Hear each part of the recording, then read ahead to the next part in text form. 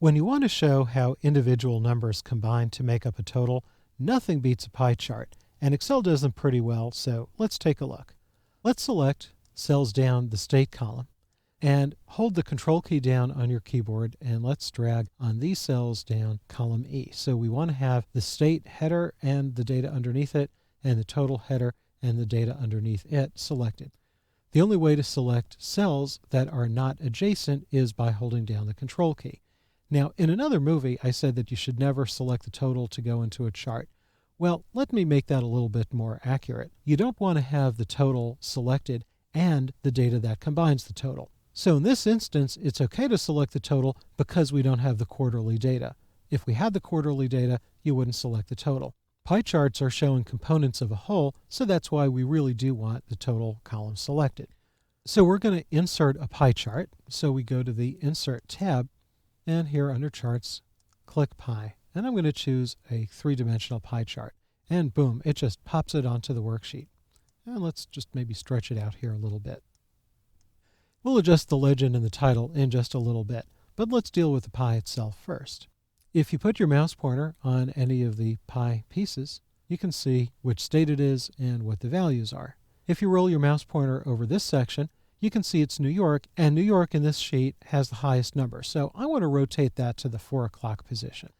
Click the chart. Now you don't have to click on New York. It doesn't matter. You could click anywhere on the pie chart. And go to the Layout tab, and over here choose 3D Rotation. I'll just drag this out of the way here. And you see we have the X rotation. If you click that up arrow, you see the pie chart rotates. And I'm going to rotate that till it's about 160 degrees.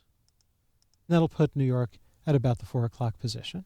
Let's take the Y angle and let's boost that up to 40 degrees. I think that's just going to make it a little bit more visible. And let's bump up the perspective to about 20 degrees. Now you could use different numbers, but I think these numbers will just make the pie chart look a little better. And now click Close. Now that New York is in the 4 o'clock position, let's say we want to pull it out from the rest of the pie.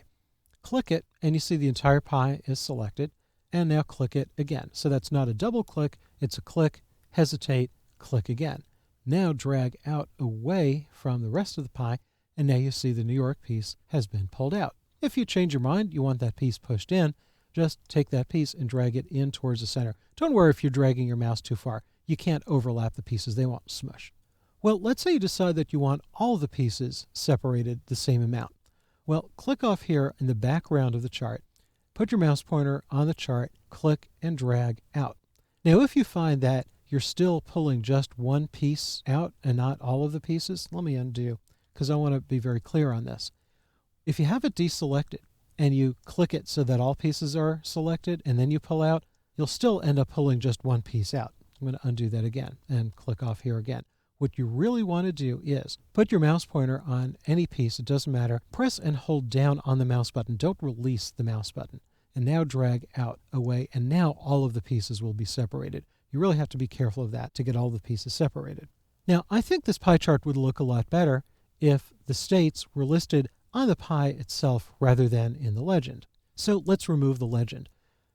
Make sure the chart is still selected, and in the Layout tab here, click Legend and None. You see it says Turn Off Legend. So now we have more room for the pie itself. And now we can stretch this out a little bit. Put your mouse pointer on one of the 4 corner handles and just drag out. And now we have some more room for it. Also, let's take this title and just drag this title out of the way here. And we can still make the pie chart a little bigger. If you put your mouse pointer just outside the chart, you may see this little pop-up here that says Plot Area. And when you see that plot area, click, and now you have like an internal border. And now you can resize that a little bit as well. So you could resize the chart inside the chart area. So now let's put the names of the states and the values on the pie pieces themselves. Click up here on Data Labels, and you have a few options here, but click down here on More Data Label Options because we get a little bit more control here. So over here under Label Options, you want to choose Value and Category Name, and where it says Show Leader Lines, deselect that. And now click Close. Well, that's okay, but maybe we want to change the font a little bit. So go up here to the Format tab, and over here under Text Fill, maybe choose white so it stands out. And you could still adjust them a little bit more. You could go to the Home tab. You can choose different sizes if you want. If you want a different font, you can do that also. I'm going to go down here and choose Comic Sans. Now, if you want, you can still push these around a little bit. Now, if you put your mouse pointer on one of them and drag, you notice that even if they're all selected, you're not dragging all of them. You can position them however you like. You just need to be careful that if you click, your mouse pointer is on the edge, so you have that four-headed arrow mouse pointer when dragging them around. Okay, now let's format the title. Click the title, and maybe I'll drag it over here. Click in it, select the text, and now let's type billions and billions of gallons.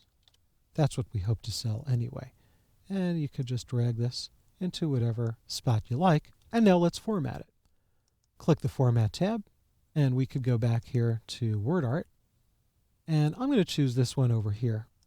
Doesn't really look very olive-ish, but once you have it selected, we could go back to Text Fill Color and choose something that's a little bit more green. And if you don't like any of these colors, you could go down here to More Fill Colors, move this out of the way, and now you have more colors to choose from. And click OK.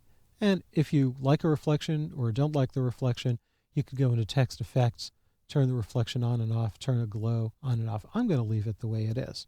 And let's just deselect it and take a look. So pie charts can be a lot of fun to make, and you can see that just about anything you want to do with them is really just one or two mouse clicks away.